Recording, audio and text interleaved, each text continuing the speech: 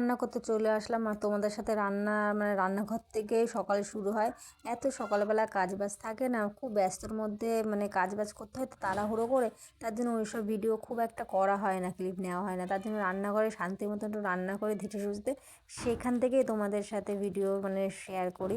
আর আজকে এনেছিল বাটা মাছ এনেছিল আর পুঁটি মাছ এনেছিল, সেই মাছগুলো সব ভেজে নিয়েছি।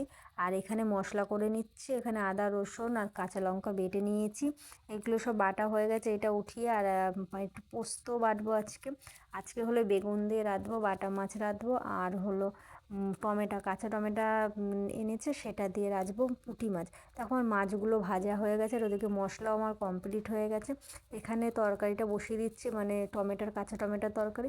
আর শীতকালে তো এইসব সবজিই থাকে, আর আমাদের বাড়ি কাঁচা টমেটো খুব ভালো খায়।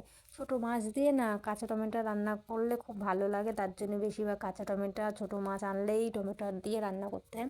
আর এখানে পাঁচফোড়ন দিয়েছিলাম আর আদা রসুন বাটা, জিরের গুঁড়ো, হলুদ, নুন লঙ্কা দিয়ে ভালো করে একটু কষিয়ে নিয়েছিলাম। তারপর দেখো টমেটোগুলো দিয়ে দিচ্ছি।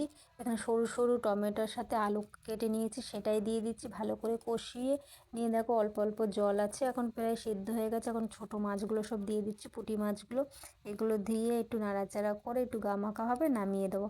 আর এই পাশে ভাতও বসিয়ে দিয়েছি, ভাতটাও প্রায় হয়ে গেছে, সেটা দেখছি। আর ওই মাছটা নামানোর পরে আবার বাটা মাছটা রান্না করব, সেটা কড়াই বসিয়ে দিয়েছি, তেল দিয়ে কালো জিরে ফোড়ন দিয়েছি, আর আদা রসুন বেটে রেখেছিলাম সেটাও দিয়ে দিলাম। তারপরে হলুদ নুন যা যা থাকে, আর আমি এখানে জিরের গুঁড়ো ব্যবহার করছি, এটা না ভাজা জিরে। আমি দোকানের কেনা জিরের গুঁড়োটা খুব একটা খাই না, গোটা জিরে এনে ভেজে রেখে তারপরে তরকারিতে দিই। এটা নিরামিষ তরকারিতে বেশি ভালো লাগে, সেইটাই আমি তরকারিতে ব্যবহার করি। আর এখানে বেগুন আলু কেটে রেখেছিলাম, সেটা দিয়ে ভাজা ভাজা করে দেখো পোস্ত বাটাটা ছিল, আলুটা প্রায় সেদ্ধ হয়ে গেছে, সেরপরে পোস্ত বাটাটা দিয়ে একটু ফুটিয়ে নিয়ে মাছগুলো সব দিয়ে দিলাম, তবে একটু লাস্টে ধনেপাতা দিলাম তরকারিটায়।